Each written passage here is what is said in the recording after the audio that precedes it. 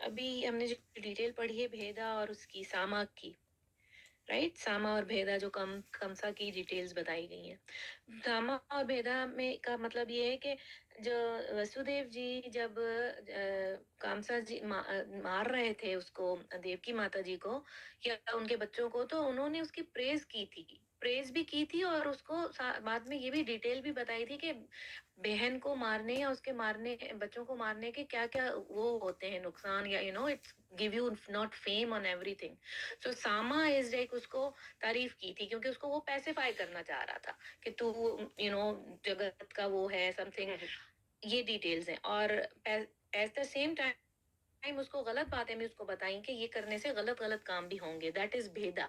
इसी तरह जो डिटेल्स और क्या हमने आज पढ़ा था, माता जी देख क्या है थोड़ा सा वो जो अभी तक पढ़ा ना बहुत है काफी बड़ा, पर जो मेन चीजें हैं इसमें 10th कैंटो के फर्स्ट चैप्टर में क्या है, उसमें फर्स्ट वाले श्लोक से लेकर जो अभी तक किया उसमें ये है कि सबसे पहले हमारा ना सूर्य और चंद्र लोग दोनों के वंशज हमारे कृष्ण भगवान और दूसरे हैं राम भगवान।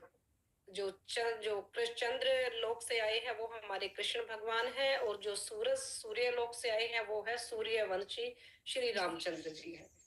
तो आगे है दोनों का वर्णन इसमें किया गया कि दोनों के अवतार लेने का एक ही मेन है। कोई बता सकता है कि क्यों लिया है दोनों ने भगवान ने अवतार यहाँ पे? ताकि रिलीजन की वो स्थापना हो और डेमन्स का खात्मा हो। यस, बिल्कुल।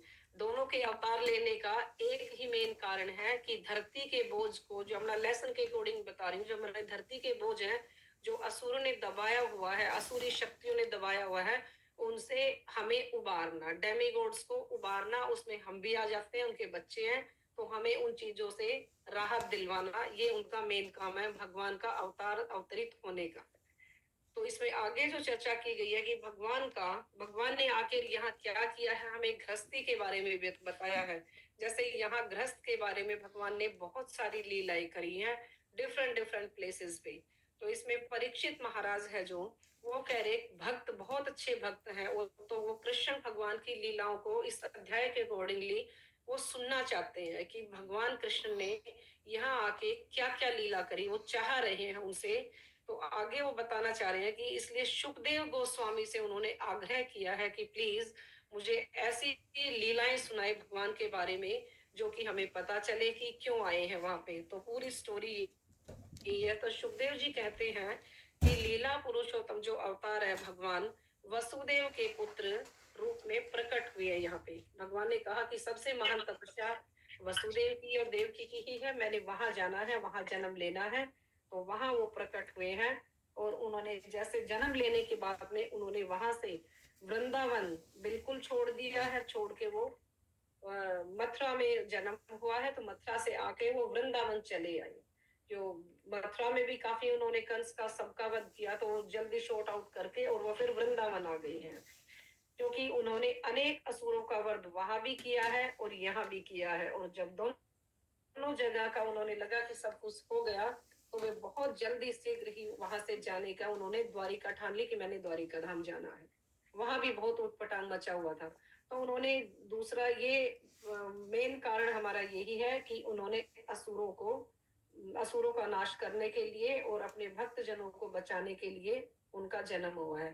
दूसरा उन्होंने हमें बताया है कि उन्होंने वैदिक विधि से कि विवाह कैसे संपन्न किए जाते हैं, ये हमारा भगवान से ही आया है।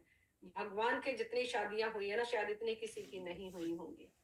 तो उन्होंने अनेक पत्नियों के साथ अपना विवाह किया है और उनसे सैकड़ों सैकड़ों पुत्र पैदा किए हैं अपने। उसके बाद थर्ड है, ब्रह्म संहिता में भी भगवान कृष्ण के परम धाम को चिंतामणि कहा गया है, और वो इस धरती पर वृंदावन भी उसका एक प्रतिरूप है। यहाँ चिंतामणि धाम, हम वृंदावन को भी एक चिंतामणि धाम के रूप की संज्ञा हम दे सकते हैं, जो गोलोक धाम में भी है। मुझे याद दिलाना, एक गोलोक धाम की कथा सुनाऊंगी बाद में अगर टाइम हुआ तो, गोलोक धाम और साकेत धाम की। उसके बाद महाराज परीक्षित बलदेव जी के बारे में भी सुनना चाहते हैं। सुखदेव जी से कहते हैं कि कृष्णा के बारे में आपने बता दिया, अवतार ले लिया, पर बलदेव कौन है, उनके बारे में भी पूरी वो जानना चाहते हैं।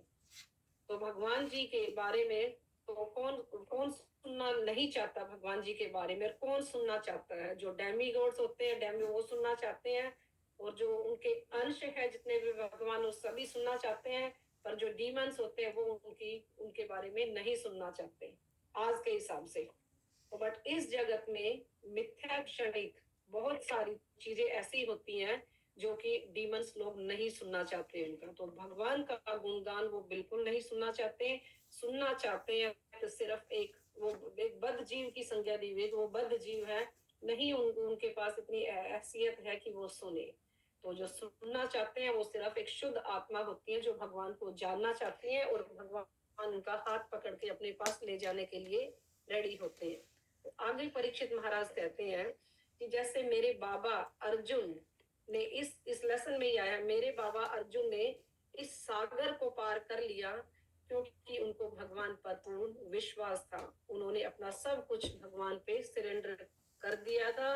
पहले तो अर्जुन भी नहीं समझ पाए थे कि क्या है भगवान की लीला, पर बाद में उन्होंने सब कुछ सरेंडर करने के बाद में, सरेंडर भी उन्होंने कैसे किया, वो क्या कहते हैं कि ऐसे करना चाहिए कि जैसे ये मेरे पिता है, ये मेरे दोस्त, कोई भी आप एक रिलेशन ले सकते हैं।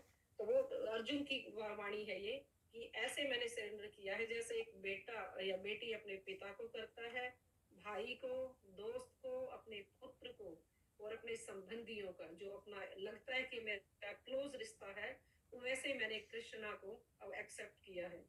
और आप अपने मन से जो भी आपका रिश्ता हो, अपने प्यार से आप उसी संबंध को भगवान के लिए हम जोड़ सकते हैं।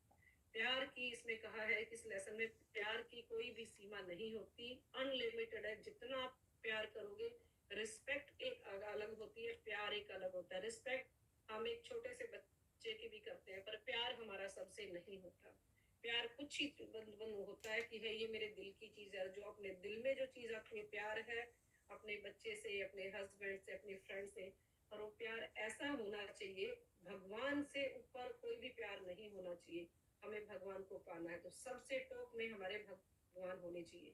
पर आई डोंट थिंक सो अभी इतना भाव मुश्किल है, आएगा कभी ना कभी आएगा, पर अभी तो इस माया के चक्कर में है, कलयुग है, निकलने का वही रास्ता है सिर्फ महामंत्र का। तो आगे इसमें भगवान कहते हैं कि प्यार ऐसा होना चाहिए कि उनके बिना एक पल भी रहा ना जाए। जैसे राधा रानी का प्यार था, वो ऐसा प्यार था कि वो उनके बिना रह ही नहीं सकती थी। पता नहीं, दूसरी मैं नोट कर लेती हूँ, इसमें एक बड़ी अच्छी स्टोरी है, वो भी मैं आपको बताऊंगी। प्यार में इतना होना चाहिए कि पीड़ा आने लगे, जैसे राधा रानी को पीड़ा होती थी ना कि कभी मेरे से दूर, मेरी आंखों से ओझल ना हो जाए, हो भी जाते थे तो आंख बंद करती थी, उनके सामने ही होते थे, वही लीला चलती रहती थी। तो आंखों के सामने वो चाहती थी कभी ओझल ना हो जाए। ऐसा प्यार होना चाहिए भगवान से, जैसा प्यार होगा वैसी ही हमें उनकी ओर से, जो हमें बोलते हैं ना पॉजिटिविटी वाइब्रेशन आती है, जो वैसी ही वाइब्रेशन वहां से आएगी और वैसी ही यहाँ से जाएगी। तो वो होता है प्यार की प्रतिमा। वैसा प्यार हमें भगवान से करना है।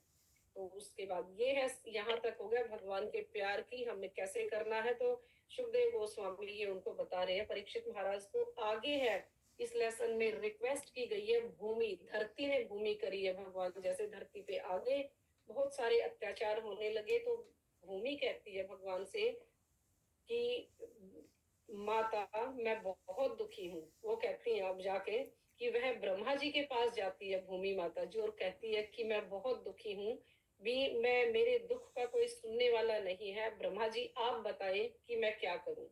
ब्रह्मा जी उनको जाते हैं भगवान के पास धाम में लेके। तो वहां उनके पास जैसे भगवान उनकी बात करते हैं, उनसे ब्रह्मा जी की बात करते हैं, वो बताते हैं कि धरती माँ बहुत दुखी है, बहुत अत्याचार होते हैं। अब कहती है वो झेलना मेरे लिए मुश्किल है, तो भगवान उनकी प्रार्थना को स्वीकार कर लेते हैं। और कृष्ण जी बहुत जल्दी से, शीघ्र ही उनकी पहले, सबसे पहले धरती माँ की बात सुन के, और भगवान शीघ्र ही वसुदेव के पुत्र बनकर धरती पर अवतरित होते हैं और दुष्टों का वो नाश करते हैं और पृथ्वी के भार को कम करते हैं। तो पृथ्वी माता अभी भी बहुत ज्यादा दुष्टता के होती है चीजें वैसे, पर दैट्स ओके, जितना पहले जैसा था कि हर गली गली में, हर कदम कदम में डेमीगॉड्स को भी नहीं छोड़ते थे, इसलिए जितने भी डेमीगॉड्स है सारे वो छुपे हुए हैं। कोई डेमीगॉड्स हमारे सामने नहीं आता, अब भी सिर्फ देवता है हमारे सामने। क्यों है? एक सूरज देवता है जो कि कुछ नहीं कर सकते, हम उनका रिस्पेक्ट करते हैं, प्यार कर सकते हैं। एक चांद है अपना, चंद्र देवता है दूसरा, और दूसरा है हमारी जो भी बात हो रही थी रिवर्स जितनी भी है, ये हमारे साथ साक्षात हमारे डेमी गॉड्स है अभी आज के टाइम में। इनसे हम देख सकते हैं कि भगवान यहीं पे है। सूरज का कोई बटन नहीं है कि कोई बटन दबा देता होगा सूरज निकल जाए। इंद्र देवता बारिश होती है, कोई बटन नहीं होता किसी में। तो इनसे हमें भगवान पे फेथ आना चाहिए कि भगवान की ये महिमा है, ये माया है भगवान की, आज भी वो है। और भगवान इस ये चीजें हमें दिखती हैं बिकॉज हम इनका कुछ नहीं बिगाड़ सकते, दूर है हमसे, हमें दूर प्रकट होती है। तो अपना फेथ बनाने के लिए भगवान ने ये आज भी चीजें हमारे सामने छोड़ी हुई है। तो दूसरा पृथ्वी का भार कम हो जाता है। उसके बाद आता है सूरसेन होता है। देवकी के पिता का नाम होता है सूरसेन। उसके बाद सूरसेन ने मथुरा नगरी की स्थापना करी है। जब भगवान आ गए, सब कुछ हो गया, तो मथुरा, तो भगवान श्री कृष्ण ने मथुरा का, भगवान का बहुत संबंध था, बहुत हर हद से ज्यादा वो दिल से चाहते थे। एक बार क्या हुआ, वो मथुरा में थे, एक छोटे से कहीं उसमें रहने लगे भगवान कृष्ण। अपने छोटे से दो कमरे थे, एक में बलदेव जी थे, एक में मथुरा रहने लगे भगवान श्री कृष्ण। तो जैसे वहां से कोई भी लेडीज जाती थी ना, उस गली में से एक छोटी सी एक विंडो थी, उसमें से देखते रहते थे भगवान कि ऐसे तो गोपियां जाती थी, ऐसे वृंदावन में ये होता था, मेरी माँ ऐसे खिलाती थी। तो वो आपस में हंसती हुई जाती थी। तो आके अपना रूम छोड़ के और एक एकांत रूम में ना इतना जोर जोर से रोने लग गए कृष्ण भगवान। तो बलराम जी ने, उद्धव जी थे उस टाइम पे, तो उद्धव जी ने कहा कि ये क्या हुआ, तू क्यों रोना धोना शुरू कर दिया। तो कहता कि मेरा दिल नहीं रखता, मैं बहुत मिस करता हूँ अपने उस जगह को। तो भगवान को इतना वृंदावन से भी बहुत प्यार था और मथुरा से भी बहुत प्यार था। मथुरा में सिर्फ भगवान इसलिए गए थे कि असुरों का दहन करना था उन्होंने, और अपना वृंदावन जैसे आते हैं वो, तो वृंदावन में वसुदेव जी ने सुर से आके वृंदावन में आए, उनके पिता ने आके, और वहां वसुदेव जी ने सूरसेन की पुत्री देवकी के साथ विवाह किया है अपना। और विवाह के बाद वसुदेव अपनी पत्नी देवकी को रथ में बिठा के अपने घर लेके आ रहे थे। और ये दूसरा टॉपिक शुरू होता है यहाँ से, थर्ड पेज उसका। आगे जो वर्ष है, भूमि का डर हो गया, असुरों का डर हो गया। तो सूरसेन ने अपनी पुत्री का वो विवाह करते हैं। तो आगे जाते हैं, तो विवाह के बाद वसुदेव अपनी पत्नी देवकी को लेकर वो अपने रथ में बिठा के घर लेके आते हैं। तो उस समय अपनी बहन देवकी को खुश करने के लिए उग्रसेन के पुत्र कंस ने रथ की डोर अपने हाथ में ले ली। उनकी शादी हो गई, सब कुछ हो गया, तो जैसे भाई लेके जाता है तो उनकी डोरी अपने हाथ में ली है। तभी आकाशवाणी हुई, जैसे डोरी हाथ में लेते ही आकाशवाणी हुई। उसको नहीं पता था कि मेरे साथ ऐसा होगा। ऐसी आकाशवाणी हुई कि अरे ए मूर्ख, जिस बहन को, जिस बहन की को रथ हाँकने जब जा रहा है, डोरी आपके हाथ में है, उसका जो 8वां पुत्र होगा वही आपके मृत्यु का कारण बनेगा। तो उसके एकदम आकाशवाणी होते, उसके तो कान खड़े रह गए, एकदम खड़ा रह गया हक्का बक्का कि ओ माय गॉड, ये क्या हो गया। उसके बाद देखते हैं कंस भोजवंशी का, जो कंस था भोजवंश का राजा था, वो तो बहुत पापी था वो। तो और उसके बाद इतना पापी था कि उसने सबका जीना हराम किया हुआ था। तो आगे जाते मरीचि आते हैं। तो मरीचि कौन है? मंदोदरी के फादर का नाम है मरीचि। तो मरीचि के 6 पुत्र होते हैं देवकी के गर्भ से। 6 पुत्रों को जन्म देकर कंस के हाथों मरने का, ये अभी हमने जो पढ़ा है, इनको श्राप मिला हुआ था कि ये जो 6 जो भगवान के जो ब्रदर है, ये सारे देवकी के पुत्र हैं वसुदेव के, ये 6 उनके हाथ से मरना ही था। इन्होंने पास टाइम में था जो इनका श्राप मिला हुआ था। जब कंस ने यह आकाशवाणी सुनी तो तुरंत ही उसने लगाम छोड़ दी और देवकी के बालों को पकड़कर उसको मारने के लिए वो तैयार हो गया। वसुदेव एकदम चकित सा हो गया कि ये क्या हुआ। कि उनको भी पता तो था, तो पर हमें बताने के लिए ये कथा ही होती है कि ये क्या हुआ। अभी तक तो इसने डोरी पकड़ी थी कि मैं ये करूंगा ये करूंगा, और अभी एकदम ये चेंज हो गया आकाशवाणी सुनते ही।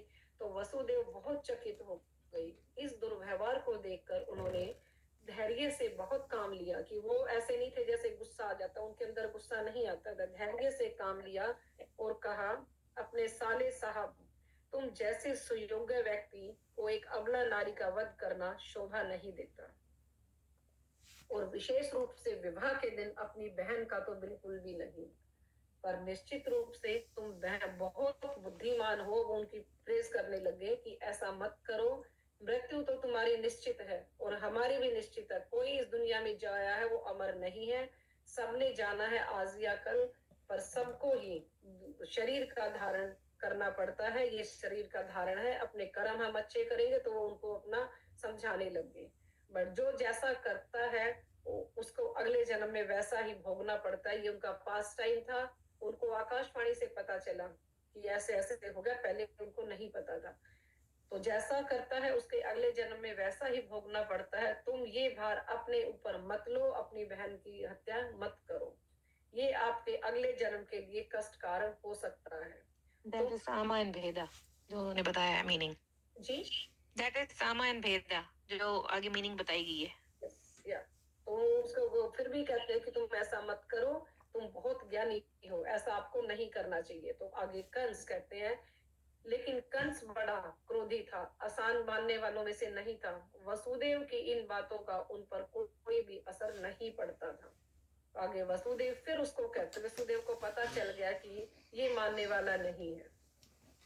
उसने दोबारा बहुत ट्राई किया, बहुत प्यार से समझाया और कहा कि तुम शांत श्रेष्ठ हो और तुम आकाशवाणी हुई है, तो इस आकाशवाणी के सुन के तुम भयभीत क्यों हो रहे हो? तो तुम्हें देव के मारने की कोई भी जरूरत नहीं है। मैं तुम्हें प्रॉमिस करता हूँ, वो कह रहे वसुदेव के कहते हैं कि मैं तुम्हें वसुदेव प्रॉमिस करता हूँ कल साले साहब भी आप ऐसे मत करो, और देवकी का जो भी एक पुत्र बारी बारी होगा ना वो मैं आपको लाके सौंपता रहूंगा, फिर आपको डरने की जरूरत नहीं है। तो फिर वसुदेव को विश्वास था कि देवकी के गर्भ से जो बच्चा आएगा वो बहुत छोटा मोटा बच्चा नहीं होगा, एक महान हस्ती भगवान का रूप धारण होगा, और वो इनको अपने आप संभाल लेगा, एक बार उनका जन्म हो लेने दो। इसलिए वो बहुत उनको आराम से पोलाइटली से उनको समझाने में लगा हुआ था कि ऐसे मत करो, सिर्फ उस जगह को बचाने की कि आज देवकी को ये छोड़ दे किसी न किसी तरह से, फिर भगवान जन्म होगा तो अपने आप संभाल लेंगे। तो कंस कहता है कि वो कंस का ना वसुदेव पर पूरा विश्वास था कि ये साधु महात्मा है, अच्छी आत्मा है, ये झूठ नहीं बोलेगा, ये भी उसको पता था। बट कंस ने देवकी को उसके बाद छोड़ दिया है, कुछ टाइम के लिए उसने छोड़ दिया कि ठीक है, हाँ ये इसने प्रॉमिस किया है, ये झूठ नहीं बोलेगा। तो वसुदेव ने कंस की फिर बहुत प्रशंसा की भी, थैंक यू, बहुत बहुत धन्यवाद है, आपने भी छोड़ दिया है। तो उसके बाद बड़ी जल्दी से जैसे उन्होंने छोड़ दिया तो वसुदेव जी देवकी को लेके फटाफट अपने घर आ जाते हैं। घर आने के बाद में उनका पहले पुत्र का जन्म होता है। तो 1 साल के बाद अगले वर्ष देवकी ने पहले पुत्र को जन्म दिया, उनका नाम था रखा कीर्तिमान, जो भी हमने पढ़ा है। तो कीर्तिमान पहला पुत्र था। वसुदेव ने वसुदेव अपने वचन के पक्के थे, उन्होंने अपना हृदय बहुत भारी कठोरता से करके, ना कोई भी फादर हो या मदर हो अपने फर्स्ट बच्चे को, किसी भी बच्चे को किसी को नहीं दे सकती कि इसको लो और तुम मार दो। पर बहुत मुश्किल से अपना हृदय पे बिल्कुल पत्थर रख के उन्होंने अपना हृदय भारी करके कीर्तिमान को उठाया और कंस को जाके सौंप दिया। तो यह कार्य इतना आसान नहीं था पर उन्होंने किया। कंस ने वसुदेव की वीरता, धैर्य को, वचनबद्धता और उनकी देखकर उन्हें हृदय में उनके देखा कि ओ माय गॉड, ये ऐसा इंसान है जो झूठ तो नहीं बोल सकता, ये तो बिल्कुल ठीक है। तो उन्होंने उनके हृदय में ना थोड़ी करुणा सी जाग उठी कि ये ठीक है। तो वसुदेव ने कहा, कंस ने कहा कि तुम इस पुत्र को जाओ और अपने घर ले जाओ, क्योंकि ये इससे मुझे कोई भय नहीं है, वो तो जो 8वीं संतान आएगी मुझे उससे भय है। तो उन्होंने उनको वापस दे दिया, वापस लेके वो अपने घर आ जाते हैं। तो उसके बाद कंस की करुणा और उदारता को देखकर श्री नारद मुनि को तसल्ली नहीं हुई, वो उसी टाइम वहां मथुरा आ पहुंचे, क्योंकि उन्होंने बहुत उनका कंस ने उसका स्वागत किया कि हाँ आप आए हैं, ये है। उसके बाद स्वागत करने के बाद में उन्होंने उनको उकसाया कंस को, ये तूने क्या किया, क्यों वापस दे दी उनकी संतान? अब तेरे को पता है कोई सी भी संतान जितनी भी आएगी संतान वो सारे भगवान के रूप होंगे, वो उनके सारे पार्षद होंगे, और आपने ऐसे नहीं छोड़ना चाहिए था। तो वो गलत हम सोचते हैं कि ऐसा किया, पर उन्होंने ये कहा था कि जितने भी होंगे, जितने का भी ये करेगा उतना कष्ट होगा इसको, और जल्दी से जल्दी इसका इस दुनिया से इसको रफा दफा कर दिया जाएगा। उतने ही इसके बट वो पाप उनको बढ़ेंगे। यस पाप बढ़ेंगे और उतनी जल्दी से ये यहाँ से खत्म हो जाएगा। वो उनका ये था नारद जी का। पर जो भी होता है पास टाइम के हिसाब से ठीक ही होता है। तो आगे हरिवंश में भी बताया, इसमें वर्णन लिखा हुआ है कि तब नारद जी ने बताया, पृथ्वी पर बोझ बना रहे आसुरी राजाओं का अंत निश्चित है, इसलिए तुम्हें वो बताने के लिए वहां आए थे कि भगवान देवकी के पुत्र बनकर आने वाले हैं, तुम संभल जाओ। बट उन्होंने नहीं सुनी। नारद जी ने बताया, कंस कंस को देवकी की माता की सारी सारी संतानें भगवान के पार्षद रूपी संतान के रूप में आएंगी। तब कंस ने सोचा कि पता नहीं कौन से गर्भ लेने से कौन सी संतान कब आ जाए, और वो सारे विष्णु का ही अवतार है। तब उसने देवकी के साथ क्या किया, देवकी और वसुदेव को, जैसे नारद जी ने उकसाया उसको, तो उसने क्या किया, देवकी और वसुदेव को दोनों जाके ना बंदे बना लिया, बंदी बना के, और जंजीरों में उन्हें बांध कर कैद में डाल दिया। उसके बाद हरिवंश राय में दोबारा कहा गया है इसमें कि पूर्व काल में कंस एक काल नेमी असुर का नाम था। उसका नाम, कंस का नाम जो पहले था पास टाइम, उसका नाम था काल नेमी। हमें पढ़ा भी था शायद पिछले अध्याय में। तो इनके 6 पुत्र थे काल नेमी के। तो इन 6 पुत्रों ने वादा किया था, हिरण्यकश्यप था इनके, इनके फादर का नाम था, इनके दादा का नाम था हिरण्यकश्यप, नहीं इसमें इनके 6 पुत्रों के दादा का नाम था हिरण्यकश्यप। इन 6 ने ब्रह्मा जी को प्रसन्न किया था। इनके जितने भी जो बच्चे थे इनके संतान ने, तो कैसे किया था, पूरी भक्ति जोर शोर से करके। लेकिन जब हिरण्यकश्यप को पता चला तो इन 6 को श्राप दे दिया कि तुम भविष्य में तुम्हारा ही पिता कंस होगा और जो तुम्हारी हत्या करेगा। और वो ही हत्या उन्होंने उनकी की है। तो आगे, और वो बच्चे देवकी के उससे गर्भ से निकलेंगे। गोस्वामी वैष्णवी तोषनिमी के अकॉर्डिंग देवकी के 6 पुत्र कालनेमी के पुत्र बनने से पहले मरीचि के पुत्र थे। उससे पहले मरीचि के थे, और एक ब्राह्मण के श्राप के कारण उन्हें कालनेमी के पुत्र बनना पड़ा। तो ये ही है इस लेसन में जितनी भी है थोड़ी सी डिटेल्स।